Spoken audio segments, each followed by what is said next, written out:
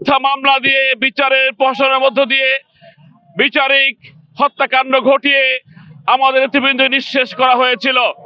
জামাত ইসলামীকে তার প্রতীক নিষিদ্ধ করে দিয়ে, নিবন্ধন বাতিল করে দিয়ে জামাত ইসলামীকে বাংলাদেশ থেকে চিরতরে নিশ্চিহ্ন করতে চেয়েছিল।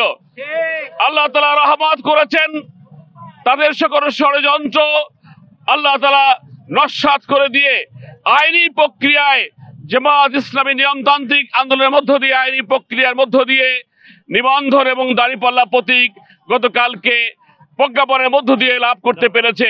সেই কারণে আজকে আমরা জনতার পক্ষ থেকে, জনতার সামনে আমরা শুকরিয়া আদায় করছি এবং এই বিজয় জনতার বিজয়, এই বিজয় ইসলামের বিজয়। আগামী দিনে যে নির্বাচন আসছে, আমরা বিশ্বাস করি বাংলাদেশের সকল ইমানওয়ালা মুসলমানরা ঐক্যবদ্ধ হয়ে, দেশপ্রেমিক জনতা ঐক্যবদ্ধ হয়ে দাঁড়িপাল্লার পক্ষে বিজয় ঘোষণা করবে ইনশাআল্লাহ।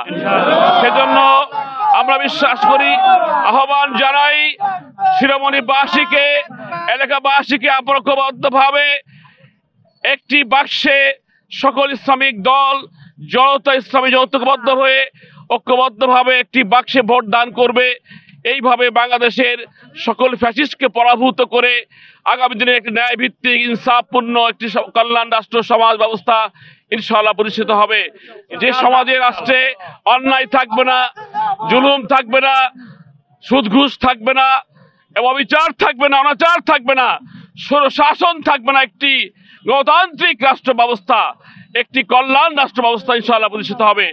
সকলকে সেই কল্যাণ রাষ্ট্র প্রতিষ্ঠার আন্দোলনের সংগ্রামে আহ্বান জানিয়ে, ন্যায় ইনসাফ ভিত্তিক সমাজ প্রতিষ্ঠার সংগ্রামে সামিল হওয়ার আহ্বান জানিয়ে আমার কথা শেষ করছি। আল্লাহ হাফেজ। আমাদের খুলনা 5 আসনের আমাদের প্রাণপ্রিয় নেতা অধ্যাপক মিয়া গোলাম পরোয়ার এই দাঁড়িপাল্লা মার্কায় আপনারা ভোট দিয়ে জয়যুক্ত করবেন, এই আশাবাদ ব্যক্ত করেই আমি আমার সংক্ষিপ্ত কথা এখানে শেষ করছি। আসসালামু আলাইকুম ওয়া রাহমাতুল্লাহ।